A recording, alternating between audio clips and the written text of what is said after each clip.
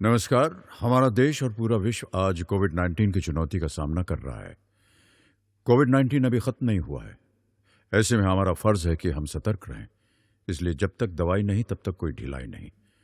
Corona से बचाव के लिए जरूरी है नियमित रूप से हाथ धोना, मास्क पहनना और आपस में उचित दूरी बनाए रखना। याद रखिए, 2 गज दूरी, मास्क है जरूरी। खांसी, बुखार या सांस लेने में कठिनाई होने पर हेल्पलाइन नंबर 1075 पर संपर्क करें। Hello students, this is Shrimati Manisha Shrivastava, उच्च माध्यमिक शिक्षक from government higher secondary school Guraiya, district Chhindwara, Madhya Pradesh. Today we are going to learn letter writing from writing section, and in the letter writing we are learning today informal letters. This video is made specially for higher secondary classes, and high school classes can also see and take an idea how to write informal letters. Letter writing. Letter writing is one of the most indispensable activities of modern society. आधुनिक समाज का सबसे अति आवश्यक गतिविधि, activity या क्रियाकलाप है वो है लेटर राइटिंग। बहुत इम्पॉर्टेंट है ये, इसे हम छोड़ नहीं सकते हैं। कॉमर्स यानी वाणिज्य, ट्रेड व्यापार, ऑफिशियल यानी ऑफिशियल करस्पॉन्डेंस यानी ऑफिस के करस्पॉन्डेंस यानी पत्राचार, public representations and writing to relatives are conducted through letters. यानी इन सब कार्यों के लिए हम लेटर्स का उपयोग करते हैं। आज के समय में जब हम ईमेल में और व्हाट्सएप में और फ़ोन्स में अपने ज़्यादातर कार्य निपटा रहे हैं, पर लेटर राइटिंग का अपना महत्व है, इसके अपना एक फॉर्मेट है, लिखने का तरीका है जो प्रत्येक व्यक्ति को आना चाहिए। सिर्फ एग्ज़ाम पास करने की दृष्टि से नहीं, ये आपके जीवन का एक महत्वपूर्ण अंग है जो आपको जीवन पर्यंत काम आएगा कि कैसे पत्र लिखा जाता है। Letter writing is mainly divided into 2 parts. Letter writing मुख्य रूप से 2 भागों में विभाजित की गई है, because the format of writing these 2 kind of letter is entirely different. 2 भागों में विभाजित किया है लेटर राइटिंग को, क्योंकि इन दोनों का फॉर्मेट यानी ढांचा, लिखने का तरीका एकदम ही भिन्न है एक दूसरे से। तो फर्स्ट जो लेटर है वो है पर्सनल या इनफॉर्मल लेटर्स। पर्सनल लेटर को इनफॉर्मल लेटर्स भी कहते हैं। पर्सनल यानी व्यक्तिगत, इनफॉर्मल यानी अनौपचारिक। मतलब जो व्यक्तिगत पत्र व्यवहार होता है उसमें किसी तरह का औपचारिक रूप से भाषा या औपचारिक तरह के शब्दों का उपयोग नहीं करते हैं। हम भावनाओं के साथ अपने पत्रों को लिखा करते हैं। नेक्स्ट है फॉर्मल लेटर्स। फॉर्मल लेटर्स यानी होता है औपचारिक पत्र। इसमें भाषा में ज़्यादा अपनापन महसूस नहीं होता, लेकिन थर्ड पर्सन की तरह पूरी बात औपचारिक तरीके से लिखी जाती है। फॉर्मल लेटर्स में अधिकतर एप्लीकेशंस यानी आवेदन, लेटर टू एडिटर, एडिटर को, प्रकाशक को पत्र लिखते हैं वो, और जॉब एप्लीकेशंस यानी नौकरी के लिए आवेदन पत्र, ये सब फॉर्मल लेटर के अंतर्गत आते हैं। Out of these 2 letters, personal और informal letters don't have any particular format. It depends on to whom the letter is written and the relation with that person. इन 2 तरीके के लेटर्स में जो पर्सनल या इनफॉर्मल लेटर्स होते हैं उनका अपना कोई पर्टिकुलर फॉर्मेट यानी एक निश्चित ढांचा नहीं होता है। It depends on to whom the letter is written. ये इस बात पर निर्भर करता है कि आप किसे पत्र लिख रहे हैं, and the relation with that person, और जिस व्यक्ति को पत्र लिख रहे हैं उससे आपका क्या संबंध है। तो आप in your question paper informal letter 1 out of 2 6 marks, formal letter 1 out of 2 6 marks is asked. तो आपके क्वेश्चन पेपर में 2 इनफॉर्मल लेटर के क्वेश्चन रहेंगे। उन दो में से आपको एक अटेम्प्ट करना है और उसका जो मार्क्स अलॉटेड है वो है 6। ऐसे ही आपको 2 फॉर्मल लेटर के क्वेश्चंस आएंगे, उनमें से एक करना है और उसके भी जो मार्क्स अलॉटेड हैं वो है 6। अब देखें पर्सनल इनफॉर्मल लेटर्स के बारे में। Actually personal letters doesn't have any set format, यानी जो पर्सनल लेटर्स होते हैं उनका कोई एक बिल्कुल एक्यूरेट सेट ढांचा नहीं होता है कि बिल्कुल इसी तरीके से लिखा जाएगा। In this kind of letters choice of language is very important. इस तरह के पत्रों में आप किस तरह की भाषा चूज़ कर रहे हैं, उपयोग कर रहे हैं, ये बहुत महत्वपूर्ण है।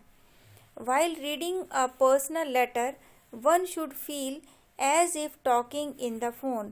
जब कोई व्यक्ति पर्सनल लेटर पढ़ता है तो उसको ऐसा महसूस होना चाहिए जैसे कि वो फ़ोन पर बात कर रहा हो। मतलब सामने जिस व्यक्ति ने पत्र भेजा है उसकी भावनाएं पत्र पाने वाले व्यक्ति के पास उस पत्र के माध्यम से पहुंचती हैं। When the letter is returned to elders, the use respectful vocabulary. जब पत्र अपने से बड़ों को लिखा जाता है तो रेस्पेक्टफुल यानी आदर सहित आदर सूचक शब्दों का उपयोग किया जाना चाहिए। When the letter is returned to younger ones, use tag questions and contracted forms such as I am, his, she's, will, will, don't, wasn't, can't, won't, etc. यानी जब अपने से छोटों को हम पत्र लिखते हैं तो टैग क्वेश्चंस का उपयोग कर सकते हैं। टैग क्वेश्चंस यानी प्रश्न पुछल्लों का उपयोग किया जा सकता है। और सामान्यतः जब हम अपनी बराबरी वालों से बात करते हैं, अपने से छोटों से बात करते हैं, तो कॉन्ट्रैक्टेड फॉर्म्स का भी उपयोग होता है, मतलब शॉर्ट फॉर्म का भी उपयोग करते हैं। जैसे आई एम की जगह आई एम लिखा है, ही इज़ की जगह ही इज़ की जगह ही इज़ लिखा है, शी इज़ की जगह शी इज़, वी विल या वी शैल की जगह विल, दे विल की जगह देल, डू नॉट को डोंट, वॉज नॉट को वॉजंट, कैन नॉट को कांट और विल नॉट को वॉन्ट। इस तरीके के हम शॉर्ट फॉर्म भी यूज़ कर सकते हैं जब हम अपने से छोटों को पत्र लिख रहे होते हैं। देखें ये फॉर्मेट ऑफ इनफॉर्मल लेटर। मैंने शुरू में ही बताया आपको इसके पहले पेज में कि जो इनफॉर्मल लेटर्स होते हैं उनका कोई सेट फॉर्मेट नहीं होता है, लेकिन क्योंकि हमें ये एग्जामिनेशन पॉइंट ऑफ व्यू से पढ़ना है कि लेटर कैसे लिखा जाता है, तो जो हमारा पैटर्न है, यानी 2 तरीके के पैटर्न है, एक अमेरिकन पैटर्न है और एक ब्रिटिश पैटर्न है। तो पहले जो लेटर लिखे जाते थे उनमें कुछ चीज़ें लेफ़्ट हैंड साइड की ओर रहती थी लेटर में और कुछ चीज़ें राइट हैंड साइड की तरफ लिखी जाती थी। पर अब हमने एनसीईआरटी बुक में और जो कंप्यूटर का समय आ गया है इस कारण, यानी राइटिंग की ईजनेस की दृष्टि से अमेरिकन फॉर्मेट को अपना लिया है। तो हम अब सारी की सारी चीज़ें लेफ़्ट हैंड साइड से ही स्टार्ट करते हैं ताकि ये कन्फ्यूज़न ना हो कि स्टार्टिंग में कितना स्पेस देना है। तो देखें सारी चीज़ें हमको मार्जिन के ठीक बाजू से लिखनी है। सबसे ऊपर आता है सेंडर्स एड्रेस, यानी भेजने वाले का पता। जब हम यहाँ पे सेंडर्स एड्रेस लिख रहे होते हैं तो ये ध्यान रहे कि सिर्फ एड्रेस लिखना है, भेजने वाले को अपना नाम यहाँ पर नहीं लिखना है। फिर आता है डेट। डेट आप किसी भी तरीके से लिख सकते हैं, सीधे सीधे दिनांक लिख सकते हैं, आज क्या तारीख है वो, या फिर अंकों में दिनांक रह सकती है, मंथ को शब्दों में लिख सकते हैं और सन को फिर अंकों में लिख सकते हैं। वो डिपेंड करता है आप किस तरीके से डेट लिखना चाहते हैं। फिर सैल्यूटेशन यानी संबोधन, जिसको भी पत्र लिखा जा रहा है उसको संबोधित करते हैं। फिर बॉडी ऑफ द लेटर, मतलब पत्र की मुख्य जो पैराग्राफ रहते हैं उसको बोलते हैं बॉडी ऑफ लेटर। तो बॉडी ऑफ लेटर ज़्यादा से ज़्यादा 3 पैराग्राफ में आना चाहिए आपके। शुरू में आपका ओपनिंग पैरा रहेगा जिसमें आप हालचाल पूछेंगे और अपने हालचाल बताएंगे। सेकंड पैरा आपका मेन पैरा रहेगा जिसमें बताएंगे आप मुख्य वो बात जिसके लिए आप पत्र लिख रहे हैं। और थर्ड पैरा रहेगा जो आपका, उसमें कॉम्प्लीमेंट्री क्लोज, वो घर के अन्य लोगों को प्रणाम और छोटों को आशीर्वाद या प्यार, वो लिखना रहेगा, वो कॉम्प्लीमेंट्री क्लोज में आता है। तो इस तरीके का आपका कॉम्प्लीमेंट्री क्लोज होगा। फिर आएगा सिग्नेचर। सिग्नेचर जिसने पत्र लिखा है उसके सिग्नेचर और उसका नाम, पत्र भेजने वाले का नाम। देखें, पहले हमारे पोस्ट ऑफिस से जो पत्र लिखने का जब सबसे आसान और सस्ता तरीका था अपनी बात दूर बैठे हुए व्यक्ति तक पहुंचाने का, वो था पोस्ट कार्ड। आजकल पोस्ट कार्ड विलुप्त प्राय हो गए हैं। आप लोगों के सामने पोस्ट कार्ड की एक तस्वीर है जिसमें यहाँ राइट हैंड साइड में ये जो लाइंस बनी हुई हैं, यहाँ पर 2 करके जिसे पत्र लिखा जा रहा है उसका एड्रेस लिखा जाता है और यहाँ पर लेफ्ट हैंड साइड में फ्रॉम करके जो पत्र लिख रहा है उसका पूरा एड्रेस होता है। देखें आप क्वेश्चन किस तरीके से आपको पूछा जाएगा एग्जाम में, उसका एक सैंपल देख लेते हैं हम। Write a letter to your friend advising him to study English, maths, general knowledge and reasoning for competitive examination. You are Mukesh Shrivastava, residing at Nandan 21A, Chhindwara, Madhya Pradesh. तो आप अपने मित्र को एक पत्र लिखें और उसे सलाह दें कि वो कॉम्पिटिटिव एग्ज़ाम के लिए अंग्रेजी, गणित और जनरल नॉलेज यानी सामान्य ज्ञान और रीजनिंग यानी तर्क शक्ति की तैयारी विशेष रूप से करें। तो आप अपना नाम इस पत्र में देंगे, मुकेश श्रीवास्तव, और आपका एड्रेस जो रहेगा रिसाइडिंग एट यानी आप निवास करते हैं नंदन 21A, छिंदवाड़ा, मध्य प्रदेश में। तो आपका जो पत्र रहेगा इस क्वेश्चन के अनुसार, your letter should look like this. मैं आपको बताती हूँ कि किस तरीके से आप इस पत्र का क्वेश्चन का जवाब लिखेंगे। देखें, यहाँ पर सबसे पहले मैं ये बता दूं, ये जो मैंने चित्र लिया हुआ है ये इनलैंड लेटर यानी अंतर्देशीय पत्र का है।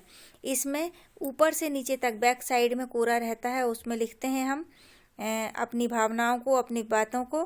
फिर बैक साइड में आपको यहाँ पर 2 करके एड्रेस लिखना होता है जिसको हम पत्र भेज रहे हैं उसका, और यहाँ पर जहाँ ये कम लाइन्स हैं यहाँ पर आपको लिखना होता है फ्रॉम करके अपना एड्रेस, ताकि यदि यहाँ पे डिलीवर्ड नहीं होता है तो वो वापस आप तक पहुँच जाए।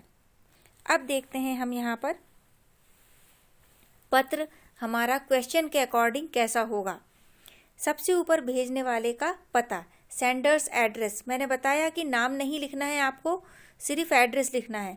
तो देखें, क्वेश्चन में आपका एड्रेस दिया हुआ था, आपको वही एड्रेस लिखना है।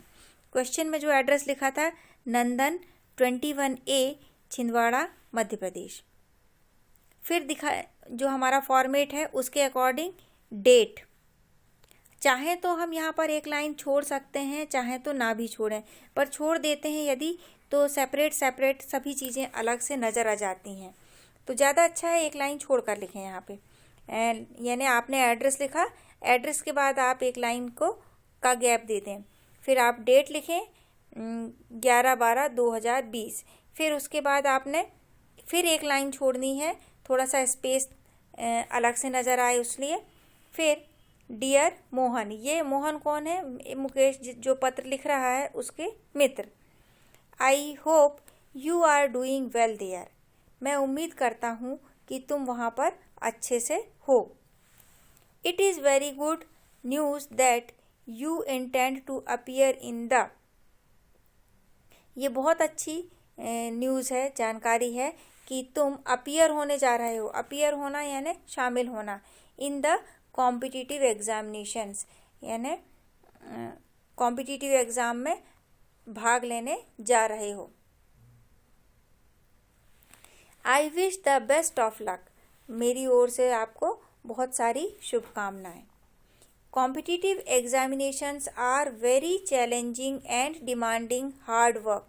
कॉम्पिटिटिव एग्ज़ाम्स जो प्रतियोगी परीक्षाएं, कॉम्पिटिटिव यानी प्रतियोगी, एग्जामिनेशंस यानी परीक्षाएं, are very challenging and demand hard work, बहुत ही चुनौतीपूर्ण होते हैं ये और कड़ी मेहनत मांगते हैं।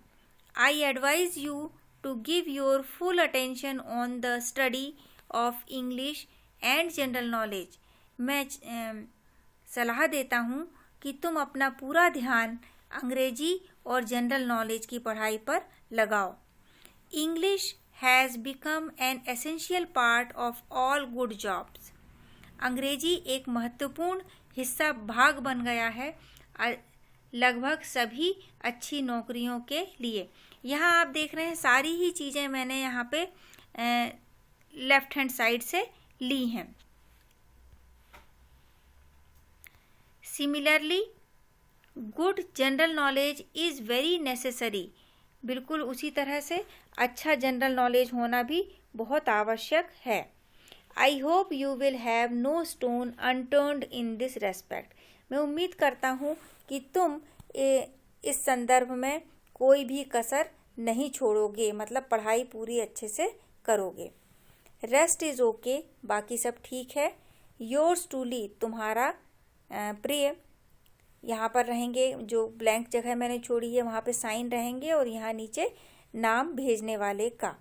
मैं यहाँ पे बता दूँ कि आप देख रहे हैं एनवेलप की फ़ोटो ली हुई है मैंने। आपने ये पत्र लिख तो लिया, लेकिन अब इस पत्र को भेजेंगे कैसे? मान लो आपने एक सादे कोरे कागज़ पे पत्र लिखा है, लेटर लिखा है। उस लेटर को जिस तक आपको पहुंचाना है उस तक पहुंचाने के लिए ज़रूरी है कि उसको किसी चीज़ के अंदर रख के आप सुरक्षित पहुंचाएं। तो जिसके अंदर रखते हैं उसको बोलते हैं एनवेलप। आप ये देख रहे हैं एनवेलप की फ़ोटो बनी हुई है और ये आपका लिखा वाला मटेरियल है, कागज़, जो इस एनवेलप के अंदर डालना है।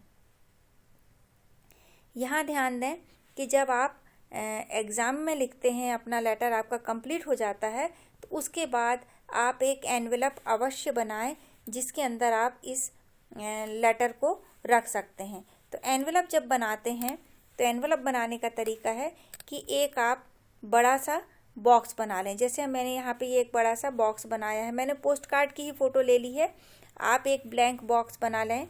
उस ब्लैंक बॉक्स में राइट हैंड साइड में या सेंटर में जिसको पत्र भेज रहे हैं उसका पूरा एड्रेस। तो हमने यहाँ पे लेटर लिखा था किसको? मोहन को। तो उसका मोहन का नाम टू यानी होता है प्रति, मोहनदास बैरागी, गिन्नी compound, post office Hoshangabad, Madhya Pradesh, pin 461001। सामान्यतः जो एड्रेस रहता है वो 3 लाइंस में आपका आ जाना चाहिए। हर लाइन के बाद लास्ट में आपको कॉमा लगाना है। देखिए जो आपका लेटर राइटिंग और ऐसे एप्लीकेशन राइटिंग से होता है उसमें एक एक चीज़ आपके कॉमा और फुल स्टॉप की भी काउंटिंग होती है, जिससे आपके मार्क्स बढ़ भी सकते हैं और घट भी सकते हैं। आपको कॉमास और फुल स्टॉप्स पर विशेष ध्यान देना है। तो मैं बता रही हूँ कि आपने नाम लिखा, उसको कॉमा से सेपरेट कर दीजिए। फिर आपने मोहल्ला लिखा, कॉमा से सेपरेट कर दीजिए। फिर पोस्ट ऑफिस लिखा और ज़िले का नाम कॉमा से सेपरेट करिए और फिर राज्य का नाम। और पिन यानी होता है पोस्टल इंडेक्स नंबर।